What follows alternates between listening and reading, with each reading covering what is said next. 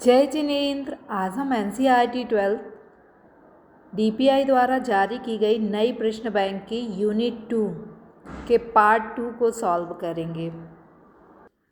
कुल उपयोगिता और सीमांत उपयोगिता में संबंध बताइए। जब सीमांत उपयोगिता धनात्मक होती है तब कुल उपयोगिता बढ़ती है। सीमांत उपयोगिता जब तक धनात्मक है तब तक कुल उपयोगिता बढ़ रही है। जब सीमांत उपयोगिता शून्य होती है तो कुल उपयोगिता अधिकतम होती है। यहाँ सीमांत उपयोगिता शून्य है तो कुल उपयोगिता अधिकतम है। जब सीमांत उपयोगिता ऋणात्मक होती है तो कुल उपयोगिता घटने लगती है। ये 0 के नीचे सीमांत उपयोगिता ऋणात्मक है तो कुल उपयोगिता बढ़ रही है, घट रही है। सीमांत उपयोगिता ह्रास नियम की रेखा चित्र द्वारा व्याख्या कीजिए। सीमांत उपयोगिता ह्रास नियम में क्या होता है, जैसे हम पहली रोटी खाते हैं तो हमें वो बहुत अच्छी लगती है, 10 उपयोगिता मिलेगी। दूसरी रोटी कम अच्छी लगती है, 8 उपयोगिता मिलेगी। तीसरी रोटी और कम अच्छी लगती है तो उससे हमें 6 उपयोगिता, यानी जैसे जैसे हम किसी वस्तु की लगातार इकाइयों का उपभोग करते हैं उनसे प्राप्त होने वाली अतिरिक्त इकाई से प्राप्त होने वाली सीमांत उपयोगिता क्या होती है, घटती जाती है। यानी जैसे जैसे हम रोटी का उपयोग कर रहे हैं वैसे वैसे हर अगली रोटी से प्राप्त होने वाली उपयोगिता घटती जाएगी। रेखा चित्र द्वारा इसको स्पष्ट करना है। तो देखिए, जैसे पहली रोटी से हमें 10, दूसरी से 5, हम 3 ही रोटी खाते हैं तो तीसरी 2 ही रोटी खाते हैं तो तीसरी रोटी से हमें कोई उपयोगिता नहीं मिलेगी। चौथी रोटी से -5। 10 कुल उपयोगिता है, 10 में 5 जोड़ेंगे तो 15 कुल उपयोगिता, 15 में 0 तो 15 कुल उपयोगिता और 15 में 5 को -5 तो 10 कुल उपयोगिता। यानी उपयोगिता क्या होती है, सीमांत उपयोगिता घटती जाती है। चित्र में भी प्रदर्शित किया गया है, ये कुल उपयोगिता है और ये सीमांत उपयोगिता है। कुल उपयोगिता पहले बढ़ती है और फिर अधिकतम बिंदु पर पहुंचकर घटती है। सीमांत उपयोगिता पहले घटती है फिर शून्य हो जाती है, अंत में ऋणात्मक हो जाती है।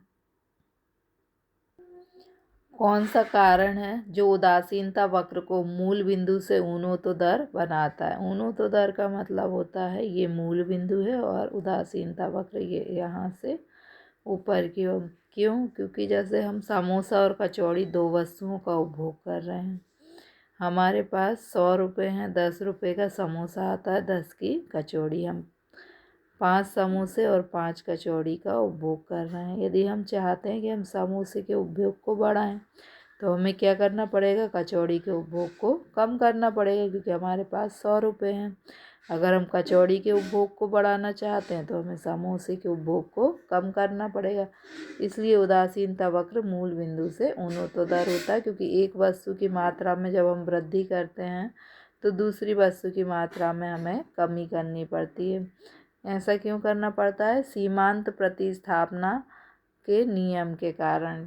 सीमांत प्रतिस्थापना का नियम क्या है कि एक वस्तु के बदले में दूसरी वस्तु का प्रयोग करेंगे तो उपयोगिता क्या होगी, घटती जाएगी। इसलिए ये ऊपर से नीचे मूल बिंदु से ऊर्ध्वोत्तर होगा। मांग वक्र धनात्मक ढाल वाला हो सकता है। देखिए, मांग वक्र जो है वो हमेशा कैसा होता है, ऋणात्मक ढाल वाला। लेकिन अपवाद परिस्थितियों में क्या हो सकता है, मांग वक्र धनात्मक ढाल वाला भी हो सकता है। कौन सी अपवाद परिस्थितियाँ जब मांग वक्र धनात्मक ढाल वाला होगा। देखिए, मांग का नियम हमें क्या बताता है कि यदि किसी वस्तु की कीमत बढ़ जाए तो मांग घट जाएगी। अपवाद स्थिति क्या होगी कि वस्तु की कीमत बढ़ जाए और मांग भी बढ़ जाए तो मांग वक्र कैसा होगा, धनात्मक ढाल वाला। ऐसी स्थितियाँ कौन सी हैं, जैसे गिफिन वस्तु की यदि मान लीजिए कीमत कम होती है तो उसकी मांग जो है, कम कीमत पर मांग को बढ़ना चाहिए लेकिन मांग बढ़ती नहीं है बल्कि क्या होती है, घट जाती है। जैसे कि मान लीजिए कि घी है श्रेष्ठ वस्तु और डालडा है घटिया वस्तु, गिफिन वस्तु। यदि आप 1 किलो घी और 1 किलो डालडा लेते हैं, डालडा की कीमत बहुत कम हो जाए तो आप तो मजबूरी में डालडा ले रहे थे, तो अब डालडा जो है वो आप आधा किलो लेंगे और जो पैसे बचेंगे उनसे आप क्या करेंगे, घी लेंगे। इसलिए इसकी कीमत में कमी होने पर मांग क्या होती है, कम हो जाती है। और मांग वक्र कैसा हो जाता है, धनात्मक ढाल वाला हो जाता है। अज्ञानता के कारण भी मांग वक्र धनात्मक ढाल वाला होता है। जैसे वस्तु के मूल्य बढ़ जाएं तो आप क्या सोचोगे, वो अच्छी वस्तु है, कीमत बढ़ गई तो मांग घटना चाहिए था, लेकिन आपने सोचा कि ये तो अच्छी वस्तु है तो उसकी मांग बढ़ गई, मांग वक्र धनात्मक ढाल वाला हो जाएगा। कीमत कम हो जाए तो आप सोचोगे सड़ी वस्तु है और मांग भी कम कर दोगे, तब भी मांग वक्र धनात्मक ढाल वाला होगा। वस्तु की दुर्लभता, आपको लगे कि आज तो ये वस्तु मिल रही है, कल से नहीं मिलेगी। आज वस्तु की कीमत बढ़ गई है लेकिन तब भी आज आप ज़्यादा वस्तु खरीदोगे क्योंकि आगे आपको वो वस्तु नहीं मिलने वाली, तो मांग वक्र धनात्मक ढाल वाला हो जाएगा। रुचि फैशन में परिवर्तन, यदि मान लीजिए कि कोई शर्ट है और उसकी कीमत कम हो गई है लेकिन अब आपकी उसमें रुचि नहीं है, तो कीमत कम होने पर भी उसकी मांग क्या होगी, कम ही रहेगी और मांग वक्र धनात्मक ढाल वाला हो जाएगा। वस्तु की कीमत में कमी सदैव मांग के विस्तार को लाती है। देखिए, यदि वस्तु की ये बोल रहा है कि यदि वस्तु की कीमत जो है वो कम हो जाती है, मान लीजिए टमाटर की कीमत कम होगी तो उसकी मांग क्या होगी, बढ़ जाएगी, विस्तार हो जाएगा। परंतु ऐसा सदैव नहीं होता, कुछ ऐसी दशाएं हैं जब कीमत में कमी भी हो जाए तो मांग जो है उसका विस्तार नहीं होगा, मांग बढ़ेगी नहीं बल्कि मांग घटेगी। ऐसी कौन सी परिस्थितियां हैं जिनमें कीमत में कमी होने पर मांग बढ़ती नहीं है, घट जाती है। पहला, उपभोक्ता की आय में कमी। यदि वस्तु की कीमत जो है कम हुई लेकिन आपकी आय भी कम हो गई, तब आप कम आय के कारण वस्तु की मांग को नहीं बढ़ा पाएंगे, इसलिए कीमत में कमी होने पर भी मांग का विस्तार नहीं होगा। प्रतिस्थापन वस्तुओं की कीमत में कमी, जैसे मान लीजिए कि चाय और कॉफ़ी है, तो चाय की तुलना में कॉफ़ी क्या है, प्रतिस्थापन वस्तु है। अगर चाय की कीमत जो है कम हो जाए और कॉफ़ी जो है उस कॉफ़ी की चाय की कीमत कम हो जाए तो चाय की मांग बढ़ना चाहिए। प्रतिस्थापन वस्तु की कीमत में कमी, चाय की कीमत बढ़ी तो इसकी मांग बढ़ना चाहिए, लेकिन कॉफ़ी की कीमत और कम हो गई, तब क्या होगा, लोग चाय के स्थान पर कॉफ़ी पीने लगेंगे और मांग का विस्तार नहीं होगा। पूरक वस्तुओं की कीमत में वृद्धि, पूरक वस्तु जैसे कार और पेट्रोल, जैसे पेन है और उसमें डलने वाली स्याही पूरक वस्तु है। अगर पूरक वस्तु की कीमत में वृद्धि हो जाती है, जैसे मान लीजिए कि स्याही की कीमत बढ़ जाए, है ना, और पेन की कीमत घटी है, तो लोग कीमत कम होने पर भी पेन ज़्यादा इसलिए नहीं लेंगे क्योंकि स्याही तो महंगी मिलेगी, इसलिए कीमत कम होने पर भी पेन की मांग में वृद्धि नहीं होगी। फिर है फैशन में परिवर्तन, जैसे मान लीजिए कि आपको कोई शर्ट पसंद अभी फैशन में नहीं है, अब या मान लीजिए कि ये जो है स्वेटर है, अब ठंडियाँ जो हैं वो ख़त्म हो गई हैं, स्वेटर की कीमत कम हो गई लेकिन तब भी इसकी मांग में कोई परिवर्तन नहीं होगा, मांग बढ़ेगी नहीं।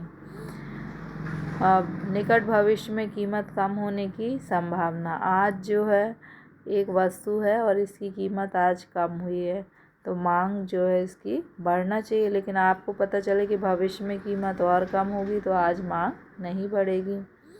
गिफिन वस्तुएं घटिया किस्म की वस्तुएं होती हैं, जैसे घी की तुलना में डालडा जो है वो घटिया किस्म की वस्तु है, आप आधा घी और आधा डालडा लेते हैं।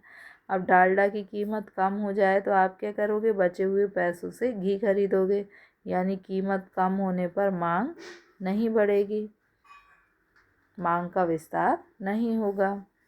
नेक्स्ट क्वेश्चन है, निम्नलिखित चित्र मांग की किस लोच को प्रदर्शित करती है। ये चित्र है और इस चित्र में मांग की जो लोच है वो कैसी है? मांग की लोच पूर्णतः लोचदार है। पूर्णतः लोचदार क्यों है? क्योंकि कीमत तो एक ही है। इसी कीमत पर एक उपभोक्ता पहले इतनी वस्तु खरीदता है, फिर कम वस्तु खरीदता है, फिर ज़्यादा वस्तु, यानी लोचदार है। मांग कम भी हो सकती है, मांग बढ़ भी सकती है। मांग कैसी है? पूर्णतः लोचदार मांग है। तो ये पूर्णतः लोचदार मांग का चित्र है। पूर्णतः लोचदार मांग का चित्र क्यों है ये? क्योंकि इसमें बताया गया है कि इस चित्र से स्पष्ट हो रहा है हमें कि मूल्य में कोई परिवर्तन ना होने पर भी वस्तु की मांग में भारी परिवर्तन होता है। नेक्स्ट क्वेश्चन है, मांग के विस्तार और संकुचन को बताइए। मांग का विस्तार क्या होता है? ये मांग के विस्तार, ये चित्र यदि हम लें तो मांग का विस्तार क्या होता है कि वस्तु की कीमत यदि कम हो जाए, मूल्य में कमी हो जाए, तो मांग में क्या होगा? कीमत कमी होने पर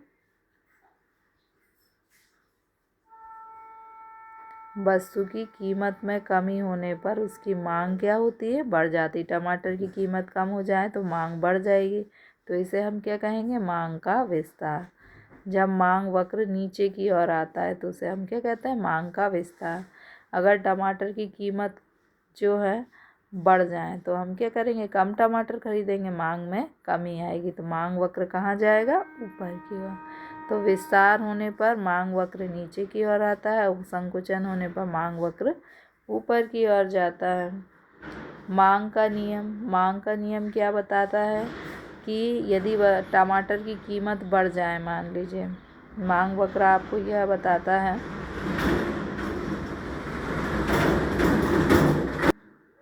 मांग वक्र क्या बताता है कि मान लीजिए कि जो टमाटर है वो उसकी कीमत जो है वो बढ़ गई है, तो अब इसकी मांग क्या हो जाएगी? कम। अगर टमाटर की कीमत कम हो जाए तो उसकी मांग क्या हो जाएगी? बढ़ जाएगी। यानी कीमत और मांग में विपरीत संबंध होता है। मांग का नियम क्या बताता है? अन्य बातें समान रहने पर कीमत और मांग में विपरीत संबंध होता है। विपरीत संबंध कैसे होता है कीमत और मांग में, वो देखते हैं हम।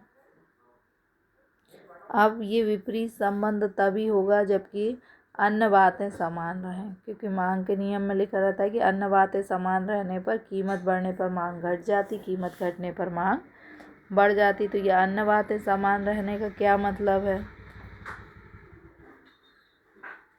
वस्तुतः अन्य बातें समान रहने का अर्थ होता है कि कुछ बातें ऐसी हैं जो स्थिर रहने पर ही मांग का नियम लागू होगा, यानी कीमत बढ़ने पर मांग घटेगी और कीमत घटने पर मांग बढ़ेगी। वो अन्य बातें क्या हैं? उपभोक्ता की आय स्थिर रहना चाहिए। यदि उपभोक्ता की आय बढ़ जाए तो कीमत घट गई है तब भी मांग कीमत बढ़ गई है तब भी मांग घटेगी नहीं, बल्कि क्या होगी? बढ़ जाएगी। आय रुचि से फैशन में परिवर्तन नहीं होना चाहिए। यदि गुलाबी शर्ट आपको पसंद नहीं है और गुलाबी शर्ट की कीमत कम हो जाए तब भी उसकी मांग जो है वो बढ़ेगी नहीं, यानी आय रुचि फैशन में परिवर्तन नहीं होना चाहिए।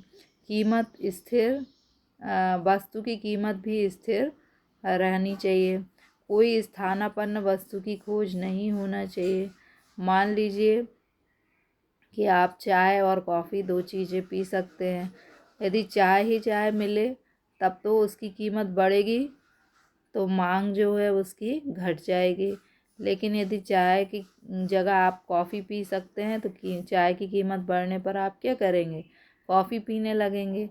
और कीमत बढ़ने यदि कीमत बढ़ेगी तो मांग घटेगी और भी ज़्यादा घट जाएगी। जब सीमांत उपयोगिता घटती है तब कुल उपयोगिता किस दर से बढ़ती है? तो जब सीमांत उपयोगिता घटती है तब कुल उपयोगिता घटती हुई दर से बढ़ती है। यह आपको पिछले वीडियो में बताया जा चुका है। मांग की लोच की विभिन्न श्रेणियां ये भी पिछले वीडियो में बता दी गई हैं। इसको आप स्क्रीनशॉट लेके लिख सकती हैं। ये मैं बता देती हूँ एक बार। ये हैं आपकी मांग की लोच की विभिन्न श्रेणियां। मांग की लोच की विभिन्न श्रेणियाँ ये है। इसके बाद ये है, जब सीमांत उपयोगिता घटती है तब कुल उपयोगिता किस दर से बढ़ती है, तो घटती हुई दर से बढ़ती है।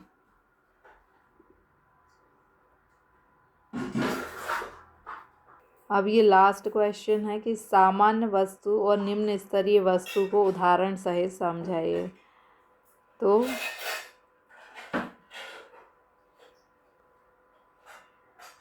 सामान्य वस्तुएं और घटिया वस्तुओं को उदाहरण सहित समझाइए।